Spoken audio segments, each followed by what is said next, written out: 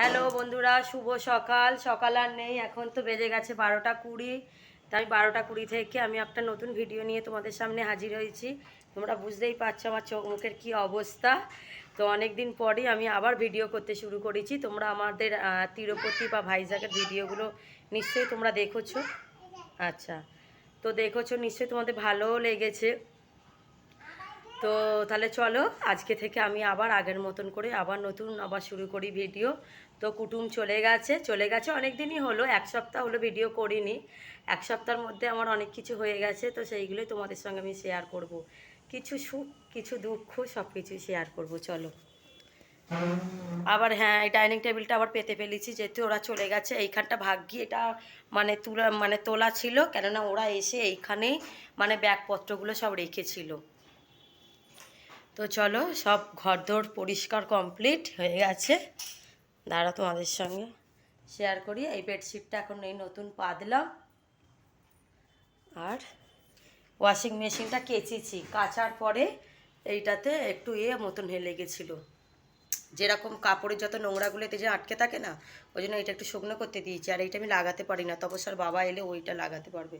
ওই জন্য এইটা একটু দেখো, একটু খোলা আছে, দেখো খোলা আছে। তো চলো। আর তপস্যা স্বস্তিকা তো জানো, আমরা তো এবারে তো দেশে যাব না, কেননা যেহেতু এই দেখো, দেখছো কি করছে। চলো, যেহেতু আমরা এতে বেড়াতে গেলাম বলে ওই জন্য আমাদের এবছর ঠিক ছিল যে আমরা যাব না। আর দিদিরা অনেক কিছু সব কেনাকাটা করে নিয়ে এসেছিলো আমাদের জন্য, বা আমিও দিয়েছিলাম। সেইগুলো আর শেয়ার করা হয়নি কেন, এত অল্প সময়ের জন্য ওরা এসছে, সব কিছু আঙট বাঙট হয়ে গেছে। যেদিনকে নেবে যে তার, চলো মাছটা বেঁধে দিয়েছি। এই দেখো কোথায় উঠেছে, দেখো কোথায় উঠে দাও, বসে আছে, দেখো দেখো, দেখছো। যেদিনকে এসছে সেদিনকেই বলতে গেলে আমরা তিরুপতি চলে গিয়েছিলাম, টিকিটটা কাটা ছিল। তারপরে তিরুপতি থেকে 3 দিন পরে যখন এসছি, আসার পরেই আবার বলছে যে আমরা ভাইজ্যাগ যাব, কেননা ওদের শুক্রবার রিটার্ন টিকিট ছিল। তো শুক্রবার যে রিটার্ন টিকিট ছিল সেই টিকিটটা তবু ক্যান্সেল করা হয়েছিল, হয়ে রবিবার করা হলো। কিন্তু ট্রেন থেকে নেবেছে সোমবার, আমাদের তিরুপতি থেকে ঘুরে নেবেছি আমরা সোমবার ভোরবেলা নেবেছি। সোমবার থেকে তপস্যার একটু জ্বর এসে গিয়েছিল, কেন সেখানে একটু ওলট পালট সব খাওয়া দাওয়া হয়েছে। তো তারপরে মঙ্গলবারটা আমাদের এইখানে আমি একটা ছোট তিরুপতি, ওই আমাদের অন্ধ্রপ্রদেশে যে বড় তিরুপতি আমাদের যে আছে, সেই তিরুপতিকে দর্শন করে আসার পরে আবার এই তিরুপতিকে আমাদের দর্শন করে আসতে হয়। একে মঙ্গলবারে নিয়ে গেছি। তারপরে আমার এখানে কিছু বন্ধুবান্ধব আছে, আবার এই মাছটা ছেটকাচ্ছে, তো তাদের বাড়িতে নিয়ে গেলাম। যে ভিডিও করব বা তোমাদের সঙ্গে যে কথা বলবো সেসব কিছু বলার উপায় নেই। কিন্তু তোমাদেরকে আমি দেখিয়েছিলাম মনে হয়, আমার ভিডিওটা চেক করিনি, যে আমার দিদি জামাইবাবু, তোমরা তো ভিডিওতেই তো দেখে নিয়েছো কি ওরা কি এনেছিল, সেটা আমি দেখিয়ে দেবো। আর ওদেরকে আমি কি দিয়েছিলাম সেটা আমি পরের ভিডিওতে তোমাদের সঙ্গে শেয়ার করব। তো এই দেখো, আমার এখানে মাছ ভাজা হচ্ছে, এখানে মুগের ডাল, আর এখানে ব্রাউন রাইস। তো মনটা খারাপ বলতে গেলে, তাহলে শোনো, আমার দিদিরা রবিবার ভোরবেলা ওরা চলে গেল। সোমবারটা গেল, সোমবারে এইসব ঘরদোর সব পরিষ্কার, এইসব পরিচ্ছন্ন এইসব হলো। এতদিন ঘুরতে বেড়াতে গেছি, এমনি ঘরদোরও সব নোংরা হয়েছিল। মঙ্গলবার বুধবার ঠিক গেলাম, বৃহস্পতিবারও অবধি একদম ঠিক গেছি। শুক্রবার সন্ধেবেলা তপস্যা স্বস্তিকা পড়তে চলে গেছে, যেহেতু দুদিন আন্টি পড়ায়নি বলে বৃহস্পতিবার থেকে শুরু করিয়েছিল পড়ানোটা।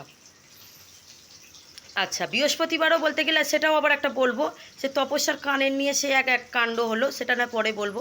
শুক্রবার দিনকে আমি লুচি ঘুগনি সন্ধেবেলা রান্না করছিলাম।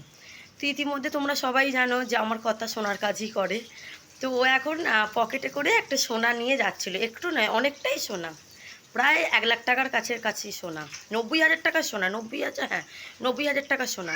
সেইটা নিয়ে এইটা দিয়ে আমাদের রোড ধরে ক্রস করেছে। মন খেয়ালে এরকম বুক পকেটেই রেখেছিল, এরকম পকেট থেকে কি পয়সাটা বার করতে গেছে, আর সোনাটা পড়ে গেছে। এই নিয়ে ওর এরকম 3বার হলো। আর একবার আমাদের এরকম মহাসপ্তমীতে এরকম আমরা দার্জিলিং গ্যাংটক বেড়াতে যাব বলে সব ঠিক করেছিলাম, সে তখনও একবার এরকম মার্কেটে আমাদের সোনা পড়ে গিয়েছিলো। আমরা দেশে গেছি, ওর বাবার একটা গলার এরকম 1-6টা সোনার চেন, সেটাও হারিয়ে ফেলেছে। আবার এইটা হারানো। এবার তুমি বিশ্বাস করো, যখন আমি ঘরে ঢুকছি তখনও আমাকে কিচ্ছু বলেনি। তারপরের দিনকে আমি বুঝতে পারি যে ও যখন দেখছি যে ওর মন মেজাজ ভালো নেই, বা খুব ঘেমে যাচ্ছে, খুব টেনশান করছে, তখন আমি যখন জানি তখন বলছে যে হ্যাঁ আমার সোনাটা হারিয়ে গেছে। এবার তার মানে তোমরাই বলো যে আমার তার মানে আমার কীরকম আমার পরিস্থিতি গেছে। আমি শুধু বাথরুমে গিয়ে খালি কলটা খুলছি আর আমি ঝরঝরিয়ে কাঁদছি। এতটা আমার মানে সময় খারাপ যাবে বলে না আমি বুঝতে পারিনি। এবার আমি যদি ওর সামনে যদি কাঁদি ওর আরও খারাপ লাগবে। এবার এরকম কি করব বলো, কিছু করারও নেই তো। কিন্তু যখন হারিয়ে যায় ওর বাবা সঙ্গে সঙ্গে যায়, কিন্তু সোনা টাকা পয়সা এমন একটা জিনিস কেউ কখনো পেলেও, আপন লোক পেলেও দেখবে কখনো সে বলতে চায় না। এবার সঙ্গে সঙ্গে সেখানে গিয়ে সিসি ক্যামেরাতেও দেখছে, ও দেখছে যে যেখানে যেখানে যেখানে যেখানে ও গেছে সেখানে সেখানটা পড়ে নেই। এবার যে যে জায়গাগুলো তো সিসি ক্যামেরাটা নেই সেখানে নিশ্চয়ই ওর পড়ে যেতে পারে। এবার সেখানেও সিসি ক্যামেরাও নেই। যেরকম এটিএমে গেছে, এটিএমে ছিল কিন্তু মানে এটিএম থেকে যখন এসছে তখনও বলছে আমার কাছে ছিল। আচ্ছা, এটিএমে গেছে, এটিএম থেকে এসছে, তারপরে এখানে মার্কেটে 3-4 জায়গায় গেছে।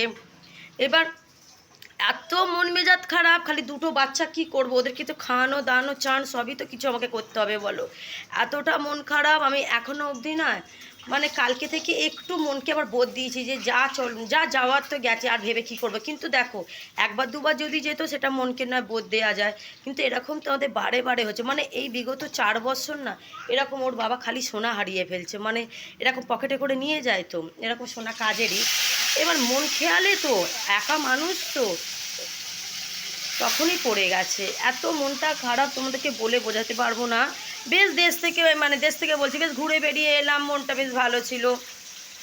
জানি এবছর দেশ যাবো না, তো এবছর কোথাও বেড়াতে যাবে। এবার তার মধ্যে হঠাৎ করে একটা 90,000 টাকা ধাক্কা, মানে তুমি বুঝতে পারছো আমাদের মতন মধ্যবিত্ত মানুষদের, কি তাই না? এবার সে গেছে তো গেছে, আর কি করব। ওর বাবা বলছে মনকে বোধ দাও, আমিও মনকে বোধ দিয়েছি। এমনকি 2-2-2:30 আমার ঘুম ভেঙে যাচ্ছে, এরকম জানলার দিকে এরকম তাকিয়ে আছি। আমার চোখ মুখ দেখতে পাচ্ছ, আমি কতগুলো রাত বলতে গেলে আমি ঘুমাইনি। আর না আমি ঘুমিয়েছি না ওর বাবা ঘুমিয়েছি। এত কষ্ট লাগছে যে বলার মতো না। একবার দুবার হলে, যখন আমাদের এরকম প্রথম হয়েছিল না তখন আমি খুব মানে কেঁদেছিলাম। তখন ওর বাবা আমাকে বলেছিল এরকম কারবারি লাইনদের এরকম হয়, এসব কিছু মনে করলে হয় না। সত্যি হয় না, তখন বোধ করেছি। আবার আমরা মনে আগের বারে আমি যখন দেশ বেড়াতে যাই তখন ওর বাবার এরকম গলায় এক ছোট একটা সোনার চেন ছিল, লকেট সমেত। এবার চেন তো লোকে বলে গলায় পড়ে, ওর বাবা এরকম পকেটে করে নিয়ে চেনটাকে নিয়ে ঘুরছিল। আমাদের সামনে জগদ্ধাত্রী পুজো ছিল, জগদ্ধাত্রী পুজোতে চেনটা গলায় পড়েছিল, তারপরে চেনটা গলা থেকে খুলে পকেটে মানে রাখা ছিল, সেখান থেকে চেনটা হারিয়ে গেল। আবার এইবারে এত টাকার ধাক্কা। এবার দেখো আমরা তো মধ্যবিত্ত মানুষ, আমাদের এই টাকাটা উপার্জন করতে অনেকটাই কষ্ট হয়েছে বলতে গেলে, কিন্তু আবার সেই জায়গায় আসতে আবার একটু দেরি তো হবে। এবার ঠাকুর সকলকেও বলি, জানি ঠাকুরের কোনো দোষ নেই, এটা আমাদেরই দোষ। কিন্তু যখন এইসব মুহূর্তে হলো তখন তো একটু মনটা যদি ওর বাবা যদি সতর্কও করে দিত তাহলে এরকম বড় বিপদ আর হতো না। তবু ওর বাবাকে বলছি যে হ্যাঁ গো, যখন সোনাটা পড়লো তুমি কি শুনতেও পাওনি? এই কথাটা তোমরা জানো নিশ্চয়ই যে যখন কিছু জিনিস হারায় না তখন দেখবে আমাদের চোখ মুখ দেখবে সব বন্ধ করে দেয়। আর এসে যখন ওর বাবা এইভাবে দোকানটা যখন হাতড়াচ্ছে, মানে এরকম করে খুঁজছে, তখন আমার একটু ডাউট হলো, কিন্তু আমাকে কিছু বুঝতে দেয়নি। তার পরের দিন থেকে যখন আমি দেখছি একদম ঘুম হয়ে চুপচাপ বসে আছে, শুধু খালি কাজটা করছে, তখনই আমি বুঝতে পারলাম যে কি করব বলো। তো এই ছিল আমার এই লাস্ট ভিডিও নয়, মানে কথা আমার শেষ ভিডিও এটাই। আর আমার তপস্যা আবার, হ্যাঁ তপস্যার আবার কানের পড়েছে সোনার, স্বস্তিকা পড়েনি, কেন পড়েনি আমি আবার কালকে ওই ভিডিওতে তোমাদেরকে জানাবো। হ্যাঁ, যদি তোমাদের এই ভিডিওটা যদি ভালো লাগে আর আমার গল্প যদি তোমাদের যদি শুনতে যদি ভালো লাগে, তোমরা একটা লাইক সাবস্ক্রাইব করো। ওকে, টাটা। তোমরা ঠাকুরের কাছে প্লিজ তোমরা একটু প্রার্থনা করো না, যদি সোনাটা যদি পাওয়া যায়, কিন্তু অসম্ভব, ওটা কখনো পাওয়া মানে যাওয়াটা অসম্ভবই। কেননা হয়েছে শুক্রবার, আজকে হয়ে গেল মঙ্গলবার, সে জিনিস কি আর ওখানে কি আর পড়ে থাকে? আর সোনা যদি একটা কাগজেও মোড়া হতো তাহলে তো এরকম চিকচিকে কাগজে এতটার মতো একটা কামি সোনা, তো যে কেউ মানুষের তো চোখে লাগলেই তো সে তুলে নেবে বলো। যদি ভিডিওটা ভালো লাগে একটা লাইক শেয়ার সাবস্ক্রাইব।